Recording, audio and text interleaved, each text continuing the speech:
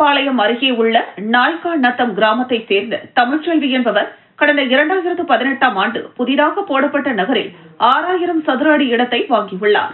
இந்த இடத்திற்கு real estate நபர்கள் கேட்ட தொகையை செலுத்திய பின்னும் பத்திரப்பதிவு செய்து தராமல் இழுத்தடித்து வருகின்றனர். இது தொடர்பாக காவல் நிலையத்தில் புகார் அளித்தும் எந்தவித நடவடிக்கையும் இல்லை என்பதால் தமிழ்ச்செல்வி மாவட்ட காவல் கண்காணிப்பாளர் அலுவலகத்தில் புகார் மனு அளித்தார். அந்த மனுவில் நாங்கள் தாழ்த்தப்பட்ட சமூகத்தை சேர்ந்தவர்கள் என்பதை காரணம் காட்டி எங்களுக்கு பத்திரப்பதிவு செய்து கொடுத்தால் மற்ற மனைகள் விற்பனையாகாது என்று கூறி தொடர்ந்து பத்திரப்பதிவு செய்யாமல் ஏமாற்றி வந்ததாகவும் ஆசையாய் சிறுக சேர்த்து எங்களுக்கென ஒரு இடம் வாங்கியதாகவும் ஆனால் அதை கூட இதுவரையில் எங்களால் அனுபவிக்க முடியவில்லை என்றும் இதுகுறித்து புகார் அளித்தும் நடவடிக்கை இல்லை என்றும் கண்ணீரோடு தெரிவித்தார்.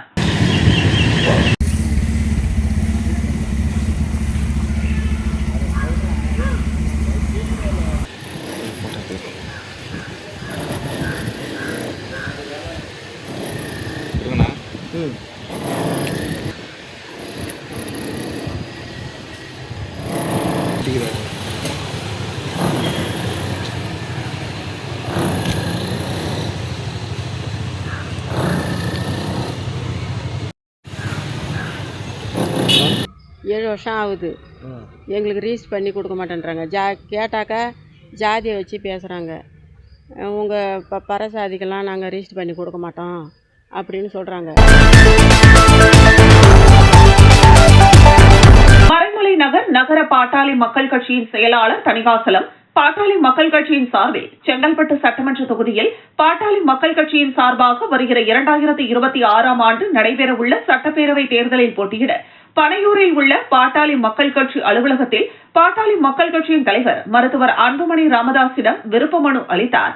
அதனைத் தொடர்ந்து பாட்டாளி மக்கள் கட்சியின் சார்பாக விழுப்புரம் மாவட்டம் மயிலம் சட்டமன்ற தொகுதியில் பாட்டாளி மக்கள் கட்சியின் சார்பாக சட்டப்பேரவை தேர்தலில் போட்டியிட மறைமலை நகர் பாட்டாளி மக்கள் கட்சியின் நகர பொருளாளர் வசுமதி தணிகாச்சலம் பனையூரில் பாட்டாளி மக்கள் கட்சியின் அலுவலகத்தில் தலைவர் மருத்துவர் அன்புமணி ராமதாஸ் பாட்டாளி மக்கள் கட்சியின் பொதுச் செயலாளர் வடிவேல் ராவணன் பாட்டாளி மக்கள் கட்சியின் தலைமை நிலை செயலாளர் செல்வகுமாரிடம் விருப்ப மனு அளித்தார்.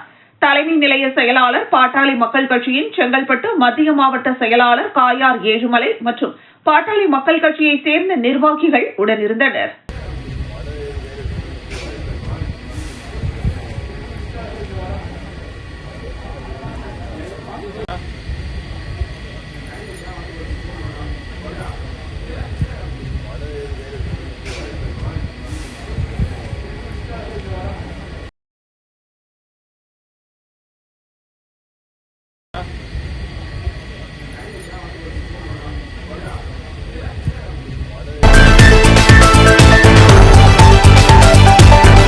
செங்கல்பட்டு மாவட்டம் செங்கல்பட்டு சட்டமன்ற தொகுதிக்குட்பட்ட நந்திவரம் கூடுவாஞ்சேரி பகுதியில் உள்ள அரசு மகளிர் மேல்நிலைப் பள்ளியில் நலம் காக்கும் ஸ்டாலின் மருத்துவ முகாம் நந்திவரம் கூடுவாஞ்சேரி நகரமன்ற தலைவர் MKD கார்த்திக் தலைமையில் நடைபெற்றது.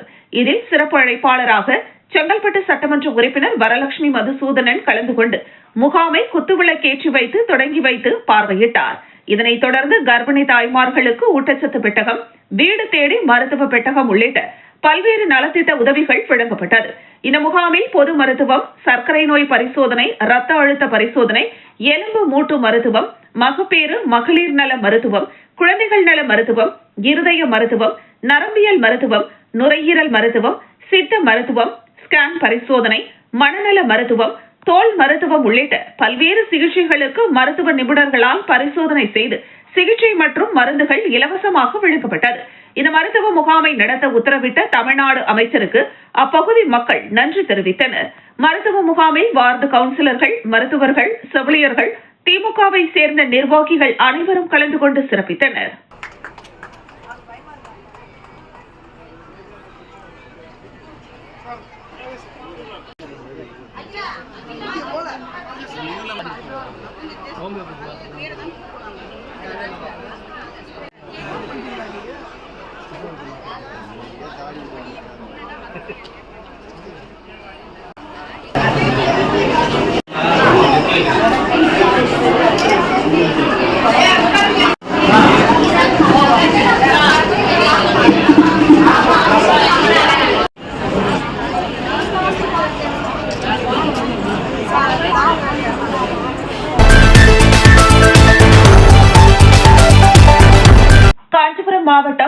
திருப்பேரூர் ஊராட்சி ஒன்றியம் கரும்பாக்கம் ஊராட்சியில் சுமார் 200க்கும் மேற்பட்ட விளை நிலங்கள் உள்ளதாக கூறப்படுகிறது.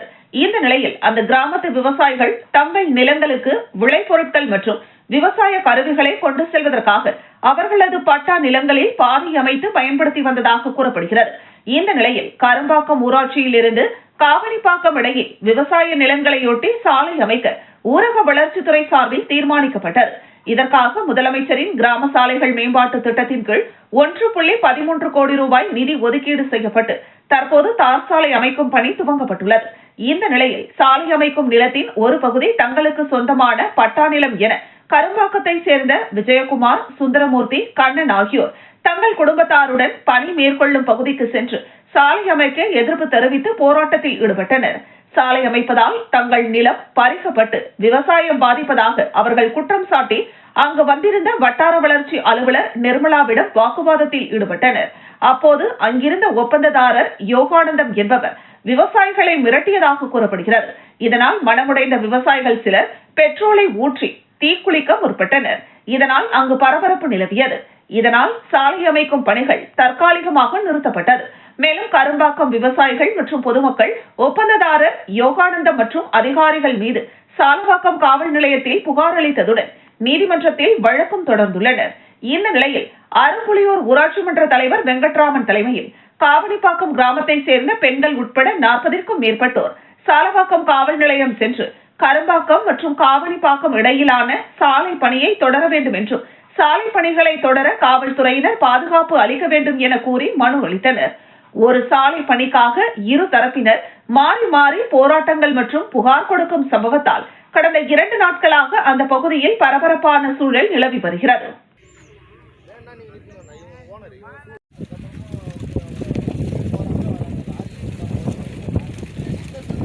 விவசாயிகளை ஏமாற்றாதே குண்டர்களை வைத்து சாலை அமைக்கும் பணியை கைவிடு தமிழக அரசே ஏமாற்றாதே. நீர்நிலை கால்வாயில் சாலை செங்கல்பட்டு மாவட்டம் திருப்போரூர் ஒன்றியத்திற்குட்பட்ட கிழக்கு கடற்கரை சாலை கோவளம் ஊராட்சி மன்ற தலைவர் சோபனா தங்கம் சுந்தர் தலைமையில் உதயநிதி ஸ்டாலினின் 48வது பிறந்த நாளை தொடர்ந்து தமிழ்நாட்டில் முதன்முறையாக மாநில அளவில் பீச் கைப்பந்து மற்றும் கால்பந்து போட்டி நடத்த துவங்கியுள்ளனர். சென்னை முதல் கன்னியாகுமரி வரை தமிழ்நாடு முழுவதும் 100க்கும் மேற்பட்ட அணிகள் விளையாட்டு வீரர்கள் பங்கேற்றுள்ளனர். இரவு பகலாக தொடர்ந்து 3 நாட்கள் நடைபெறும் கைப்பந்து போட்டியை திருப்போரூர் ஒன்றிய பெருந்தலைவர் இதயவர்மன் சிறப்பு அழைப்பாளராக கலந்து கொண்டு துவக்கி வைத்தார். இதில் முதல் பரிசு 1 லட்சம் ரூபாய், 2வது பரிசு 50,000 ரூபாய், 3வது பரிசு 25,000 ரூபாய் மற்றும் போட்டியில் கலந்து கொண்டு 10வது இடம் பிடிக்கும் அணிகள் வரை ரொக்க பரிசு வழங்கப்பட உள்ளது. முன்னதாக கோவளம் ஊராட்சி மன்ற தலைவர் சோபனா தங்கம் சுந்தர் சிறப்பு அழைப்பாளர்களாக கலந்து கொண்ட ஒன்றிய பெருந்தலைவர் இதயவர்மன் மற்றும் கோவளம் மீனவ கிராம மக்களுக்கு சால்வை அணிவித்து வரவேற்பு அளித்தனர். பின்னர் கடற்கரையில் புதிதாக அமைக்கப்பட்ட கோவளம் இந்து விளையாட்டு திடல் பெயர் பலகையை துவக்கி வைத்து விளையாட்டு திடலை ரிப்பன் வெட்டி திறந்து வைத்து கைப்பந்து போட்டியை துவக்கி வைத்தனர்.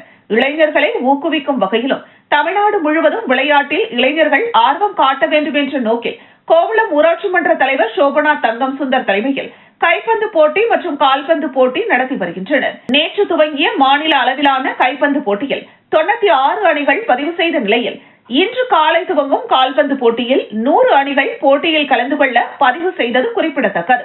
கைப்பந்து விளையாட்டு போட்டியை காண ஏராளமான மீனவ கிராம மக்கள் மற்றும் பொதுமக்கள், இளைஞர்கள், சிறுவர்கள் ஆர்வமுடன் கண்டுகளித்தது குறிப்பிடத்தக்கது. இப்போட்டிகள் இணையதளத்தில் லைவ் டெலிகாஸ்ட் செய்து வருவது குறிப்பிடத்தக்கது. நுழைவு கட்டணம் இலவசம். முதல் பரிசு 1 லட்சம் ரூபாய். போட்டியில் கலந்து கொள்பவர்களுக்கு இலவச டி-ஷர்ட், காலை உணவு, மதிய உணவு, இரவு உணவு உள்ளிட்ட பல்வேறு ஏற்பாடுகள் ஊராட்சி நிர்வாகம் மற்றும் STS தனியார் அமைப்பு நிர்வாகம் சொந்த செலவில் செய்து கொடுத்துள்ளது குறிப்பிடத்தக்கது.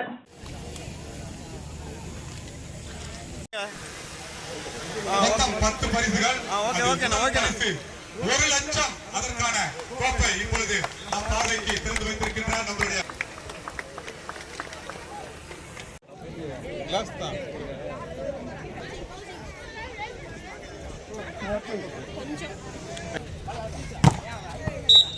என்று வரவேற்கின்றோம். மேலும் விளையாட்டு போட்டியின்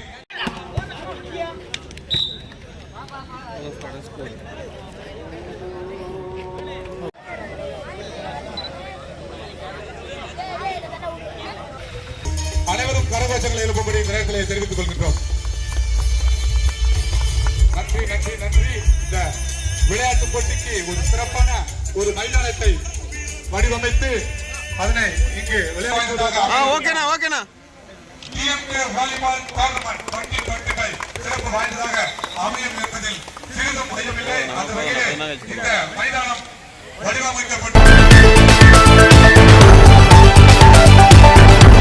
மத்திய பிரதேசத்தில் இந்திய அரசால் பள்ளி கல்வி விளையாட்டுத் துறையின் தேசிய விளையாட்டு குழுமம் சார்பில் நடைபெற்ற கராத்தே போட்டியில் தமிழகத்தைச் சேர்ந்த 10 வீரர் வீராங்கனைகள் 2 தங்கம் 2 வெள்ளி 8 வெண்கலப் பதக்கம் வென்று சென்னை விமான நிலையம் வந்தடைந்தவர்களுக்கு கராத்தே பயிற்சியாளர்கள், உறவினர்கள் மற்றும் நண்பர்கள் சந்தன மாலை, சால்வை அணிவித்து வாழ்த்து தெரிவித்தனர். பின்னர் செய்தியாளர்களை சந்தித்த இந்திய விளையாட்டுத்துறை மேலாளர் சம்பத்குமார், இந்திய பள்ளி கல்வி விளையாட்டுத் துறையின் தேசிய விளையாட்டுக் குழு சார்பில் நடைபெற்ற கராத்தே போட்டியில் தமிழகத்தைச் சேர்ந்த 10 வீரர் வீராங்கனைகள் 2 தங்கப்பதக்கம், 2 வெள்ளிப் பதக்கம், 8 வெண்கலப் பதக்கங்களை வென்று சாதனை படைத்தனர். தமிழ்நாடு சாம்பியன்ஷிப்பில் 2வது இடம் பிடித்துள்ளோம். இந்தியாவில் உள்ள தனியார் மற்றும் அரசு பள்ளிகளில் இருந்து 600 பேர் கலந்து கொண்டனர். மத்திய பிரதேச மாநிலத்தில் காலநிலை மற்றும் உணவு முறைகள் மாற்றம் இருந்ததால் மாணவர்கள் சற்று சிரமம் அடைந்தனர். இருப்பினும் நமது மாணவர்கள் வெற்றியடைந்தனர். தேசிய அளவில் வெற்றி பெற்றவர்களுக்கு மட்டுமல்லாது அனைவருக்கும் ஊக்கமளித்து ஊக்கத்தொகை வழங்க வேண்டும். சிபிஎஸ்இ மாணவர்களுக்கு ஊக்கத்தொகை வழங்குவதில்லை. அவர்களை ஊக்கப்படுத்தி மென்மேலும் சாதனை படைக்க தமிழக அரசு முன்வர வேண்டும். அரசு பள்ளி மாணவர்களை ஊக்கப்படுத்த வேண்டும் என கேட்டுக் கொண்டார். சார் இப்படி வாங்க மேடம், இப்படி வாங்க.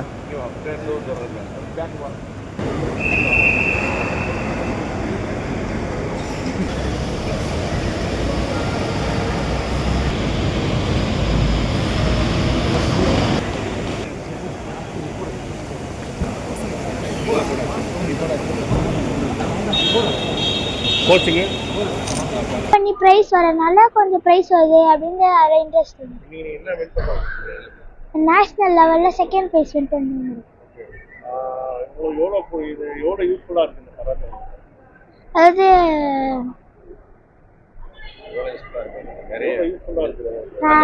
நிறைய இதுவாக இருக்கு. இதில் வந்து பார்த்தீங்க அப்படின்னா கிட்டத்தட்ட தமிழ்நாட்டில் இருக்கக்கூடிய மாணவர்கள், தேர்வு பெற்ற மாணவர்கள் மற்றும் இந்தியாவில் இருக்கக்கூடிய அனைத்து மாநிலத்திலிருந்து மாணவர்கள். காஞ்சிபுரம் மாவட்டம் பாலாஜாபாத் பகுதியில் ஸ்ரீ சத்குரு சங்கீத தியாகராஜர் சுவாமிகள் நாதஸ்வரம் மற்றும் தவில் இசை கலைஞர்கள் இணைந்து நடத்தும் 26வது ஆண்டு நாத உபாசனை விழா மார்கழி மாதம் முதல் நாளான நேற்று முன்தினம் நடைபெற்றது. இந்த விழாவில் ஸ்ரீ ஜோதி கன்னியம்மன் ஆலயத்தில் நாதஸ்வர தவில் கலைஞர்கள் மங்கள இசையுடன் அம்மனுக்கு அபிஷேகம் மற்றும் ஆராதனைகள் நடைபெற்றது. தொடர்ந்து நாதஸ்வர தவில் இசையுடன் ஸ்ரீ சத்குரு சங்கீத தியாகராஜர் சுவாமி திருவுருவப்படம் திருவீதி உலா வந்தனர். அதனைத் தொடர்ந்து இரவு முழுவதும் நடைபெறும் நாதஸ்வர தவில் கலைஞர்கள் மங்கள இசை விழாவிற்கு சங்க தலைவர் சவுந்தரராஜன் தலைமை தாங்கினார். செயலாளர் கார்த்திக், பொருளாளர் செல்வம், துணைத் தலைவர் சுரேஷ், துணை செயலாளர் அங்கப்பன் ஆகியோர் முன்னிலை வகித்தனர். சங்க ஆலோசகர் காளிதாஸ் வரவேற்றார். சிறப்பு அழைப்பாளராக வாலாஜாபாத் பேரூராட்சி மன்ற கவுன்சிலர் டாக்டர் வெங்கடேசன் கலந்து கொண்டு மங்கள இசை நிகழ்ச்சியை தொடங்கி வைத்தார். இந்த நிகழ்வில் நாதஸ்வரம் மற்றும் தவில் இசை கலைஞர்கள் சங்க நிர்வாகிகள் பலர் கலந்து கொண்டனர்.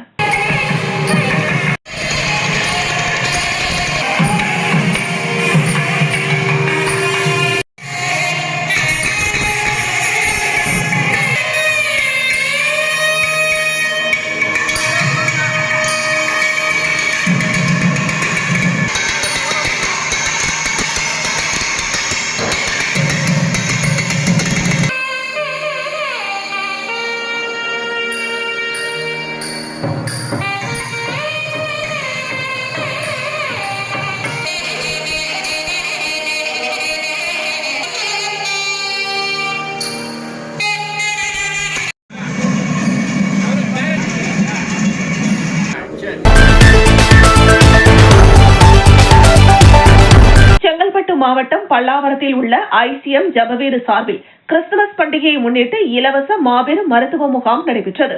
முகாம் பாஸ்டர் ஜெயராஜ் தலைமையில் பாஸ்டர் கிரேஸ் ஜெயராஜ் ஏற்பாட்டில் நடைபெற்றது. இந்த முகாமினை அப்போஸ்தலர் TS ஜெயா தங்கராஜ் கலந்து கொண்டு தொடங்கி வைத்தார்.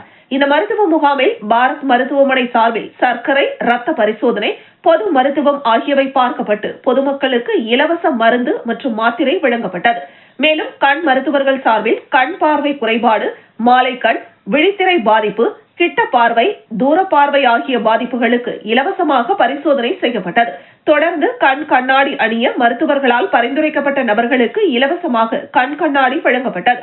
இலவச பொது மற்றும் கண் சிகிச்சை மருத்துவ முகாமில் ICM திருச்சபை ஊழியர்கள் மற்றும் பொதுமக்கள் என 100க்கும் மேற்பட்டோர் கலந்து கொண்டு பயன்பெற்றனர். இந்த நிகழ்ச்சியில் பாரத் கல்லூரி சார்பில் ஒருங்கிணைப்பாளர் வேதமுத்து, ICM திருச்சபை நிர்வாகிகள் மற்றும் பொதுமக்கள் உள்ளிட்ட பலர் கலந்து கொண்டனர்.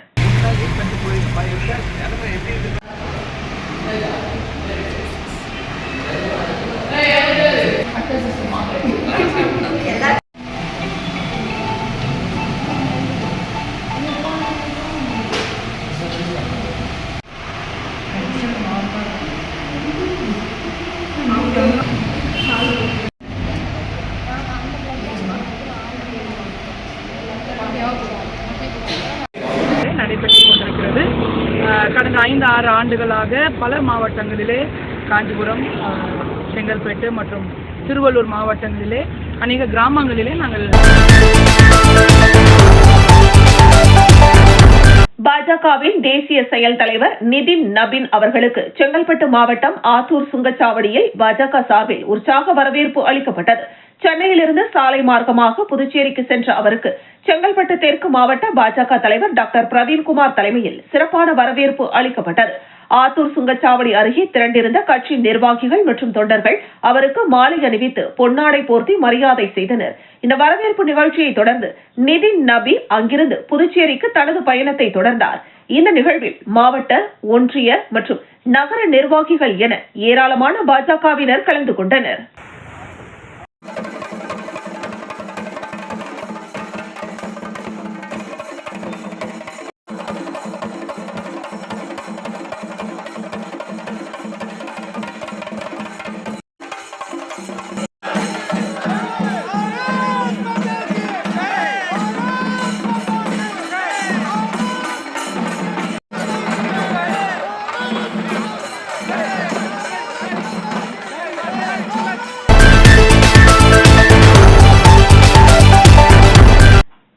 மாவட்டம் திண்டிவனம் வட்டாட்சியர் அலுவலகத்தில் வருவாய்த்துறை, காவல்துறை மற்றும் அதேகோம் பெண்கள் கண்ணியம் மையம் சார்பில் பெண்களுக்கு எதிரான வன்கொடுமை ஒழிப்பு தினத்தை முன்னிட்டு கையெழுத்து இயக்கம் நடைபெற்றது.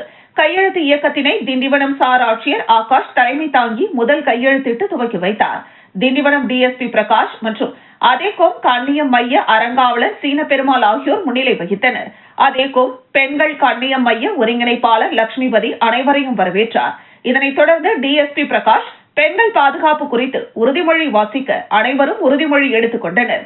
இதில் மரக்காணம் ஒன்றிய துணை பெருந்தலைவர் பழனி, மண்டல துணை வட்டாட்சியர் மலர்விழி தலைமை தாங்கினர். துணை வட்டாட்சியர் பச்சையம்மாள், அனைத்து மகளிர் காவல் நிலைய ஆய்வாளர் கிருபாலட்சுமி, நகர காவல் ஆய்வாளர் அனந்தராசு, அதேகோம் நிர்வாகிகள் ஷில்பா, சித்ரா மற்றும் தனியார் கல்லூரி மாணவிகள், ஆசிரியர்கள் உள்ளிட்ட பலர் கலந்து கொண்டனர். அநீதிகளுக்கு ஆண்கள் ஒருபோதும் காரணமாக மாட்டோம். பெண்களுக்கு எதிரான வன்முறைகளை எதிர்ப்பதில் முன்மாதிரியாக உரிமைகளும் பெண்களுக்கும் உண்டு என்பதை அறிவோம். அடிப்படை மனித உரிமையே ஆண்களாகிய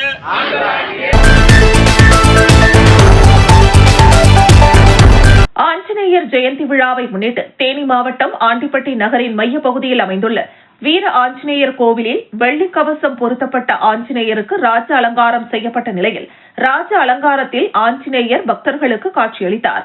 சிறப்பு அலங்காரத்தில் இருந்த ஆஞ்சநேயருக்கு பால், பழம், பன்னீர், சந்தனம், குங்குமம், தேன் உள்ளிட்ட 21 வகையான சிறப்பு அபிஷேகங்கள் நடைபெற்றது.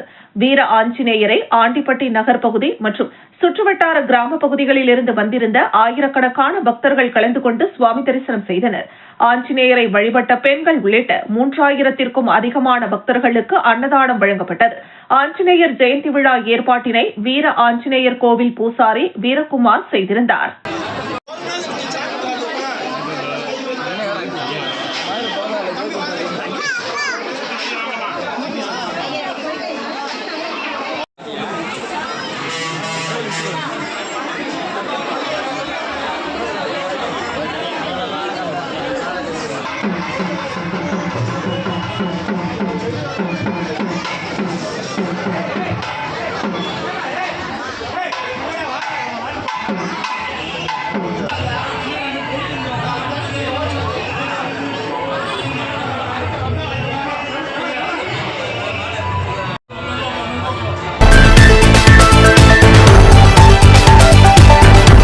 அரியலூர் மாவட்டம் தாமரைக்குளம் கிராமத்தில் உள்ள டால்மியா சிமெண்ட் ஆலய நிர்வாகம் சார்பில் அருள்மிகு ஸ்ரீ பக்த அனுமான் திருக்கோவில் கட்டப்பட்டுள்ளது.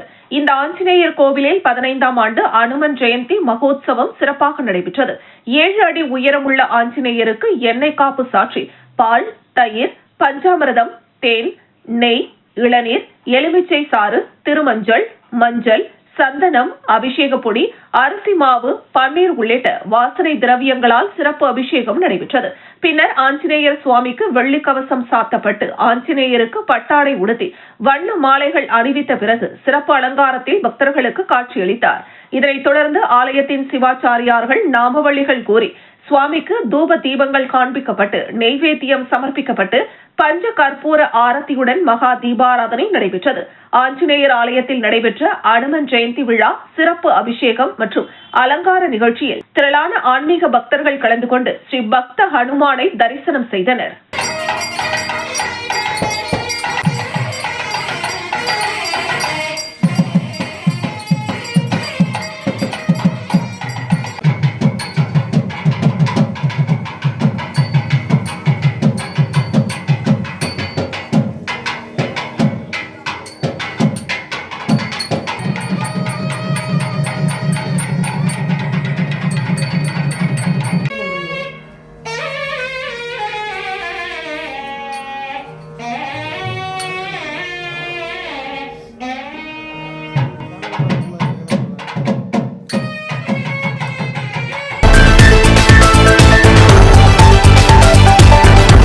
அரியலூர் மாவட்டம் செந்துறை அரசு மேல்நிலைப்பள்ளி வளாகத்தில் மாவட்ட வேலைவாய்ப்பு மையம், மாநில ஊரக வாழ்வாதார இயக்கம் மற்றும் மகளிர் திட்டம் சார்பில் தனியார் துறை வேலைவாய்ப்பு முகாம் நடைபெற்றது. முகாமில் டிவிஎஸ், கொட்டக் மஹேந்திரா, ஆயத்த ஆடை தயாரிப்பு, ஐடி நிறுவனம் என 100க்கும் மேற்பட்ட தனியார் துறை நிறுவனங்கள் மற்றும் திறன் பயிற்சி அளிக்கும் நிறுவனங்கள் கலந்து கொண்டு தங்கள் நிறுவனத்திற்கு தகுதி வாய்ந்த பணியாளர்களை தேர்வு செய்தனர். வேலைவாய்ப்பு முகாமில் மாவட்டத்தின் பல்வேறு பகுதிகளில் இருந்து சுமார் 3000த்திற்கும் மேற்பட்ட வேலை தேடும் இளைஞர்கள் மற்றும் இளம்பெண்கள் கலந்து கொண்டனர். இவர்களில் பல்வேறு நிறுவனங்களால் தேர்வு செய்யப்பட்ட 491 நபர்களுக்கு பணி நியமன ஆணைகளை போக்குவரத்து மற்றும் மின்சாரத்துறை அமைச்சர் சிவசங்கர் மற்றும் மாவட்ட ஆட்சியர் ரத்தனசாமி ஆகியோர் வழங்கினர். முகாமில் பல்துறை அரசு அலுவலர்கள், பல்வேறு தனியார் துறை நிறுவன அதிகாரிகள், வேலை தேடுபவர்கள் என ஏராளமானோர் கலந்து கொண்டனர்.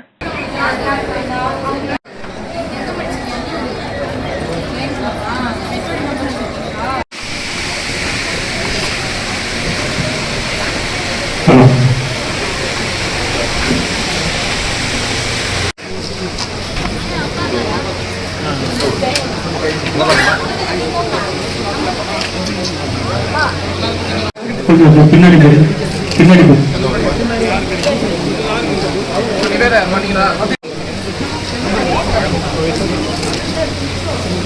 செல்லமால், சதீஷ்குமார்,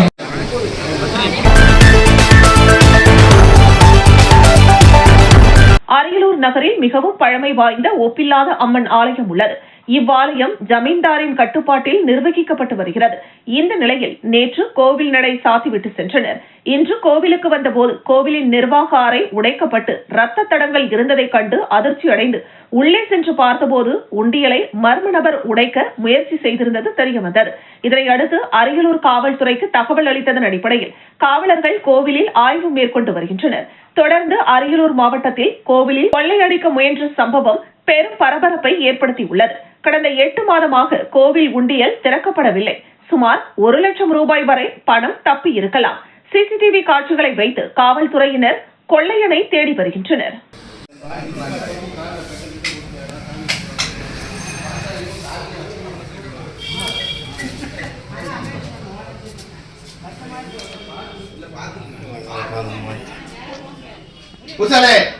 நீ போங்க என்ன போகணும் அதை கொண்டு இது பண்ணு.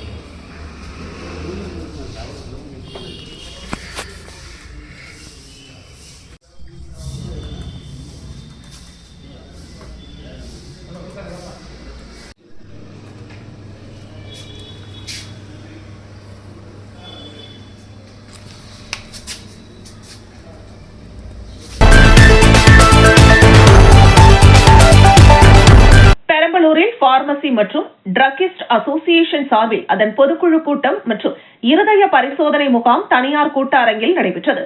சங்கத்தின் மாவட்ட தலைவர் ரமேஷ் தலைமையில் நடைபெற்ற இந்த கூட்டத்தில் பெரம்பலூர் சரக மருந்து ஆய்வாளர் கதிரவன் சிறப்பு விருந்தினராக கலந்து கொண்டு மாவட்டத்தில் உள்ள பார்மசி மற்றும் டிரகிஸ்டுகளுக்கு அரசின் விதிமுறைகளையும் அதனை எவ்வாறு செயல்படுத்த வேண்டும், அதற்குரிய வழிமுறைகள் என்ன என்பது குறித்து பேசினார். மேலும் கூட்டத்தில் தமிழகம் முழுவதும் உள்ள அனைத்து மாவட்ட பார்மசி உரிமையாளர்களும் ஒன்றிணைந்து மிகப்பெரிய அளவில் சங்கத்தை உருவாக்கி தங்களது உரிமைகளை பெற நடவடிக்கை மேற்கொள்ள வேண்டும். ஒரே விலை என்பதை கடைபிடிக்க வேண்டும். அனைத்து மருந்தகங்களுக்கும் ஒரே மாதிரியான HSN கோட் வழங்க வேண்டும். போலி மருந்து விற்பனை விவகாரத்தில் மருந்து கடைகளை பாதிக்காத வண்ணம் நடவடிக்கை எடுக்க வேண்டும். மருந்து கடைகளுக்கு மானிய விலையில் மின்சாரம் வழங்கிட வேண்டும் என்பன உள்ளிட்ட பல்வேறு தீர்மானங்கள் நிறைவேற்றப்பட்டன. கூட்டத்தில் 100க்கும் மேற்பட்ட மாவட்டத்தில் உள்ள மருந்தகங்களின் உரிமையாளர்கள் மற்றும் பணியாளர்கள் கலந்து கொண்டனர். 50க்கும் மேற்பட்டவர்களுக்கு சங்கத்தின் சார்பில் இலவச இருதய பரிசோதனை மேற்கொள்ளப்பட்டு தேவையானவர்களுக்கு மருந்து மாத்திரைகள் வழங்கப்பட்டன. இந்த 34 ட்ரக்கும் கரெக்டா ட்ரக் பாஸ் ஆகுது. சாம்பிள் எது ஒரிஜினல் உடனே அவங்க போய் நம்ம செலக்ட் பண்ணிக்கலாம். இதனால தயவு செய்து உங்க விஷயம் என்னன்னு புரியணும். அவரு சொல்லிட்டாரு, அது விளக்கம் சொல்ல வேண்டிய அவசியம். அது கிட்டத்தட்ட ஒரு 1 hour நான் ஸ்டாப்பா சொல்றோம் பேசினாரு. அவ்வளவு தூரம் எல்லாரும் ஒரு பிரிண்ட் ஆஃப் சைலன்ஸ்ல கேட்டுட்டு இருந்தாங்க. அவ்வளவு நல்லா இருந்தது அந்த மீட்டிங். அதே மாதிரி இப்போ ஒரு 2 மாசத்துக்குள்ள அறிவு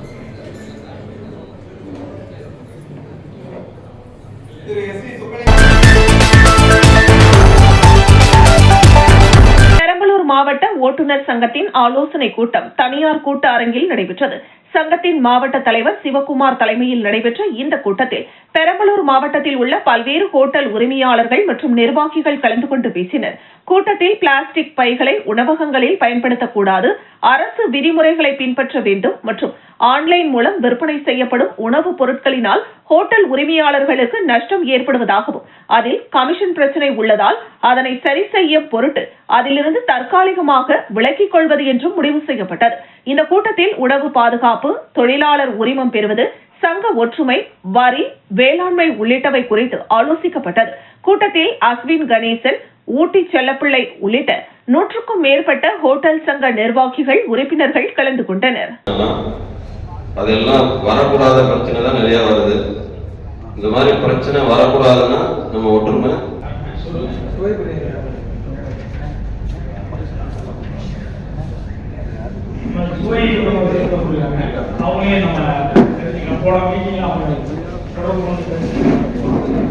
ரொம்ப சந்தோஷமா இருக்கு.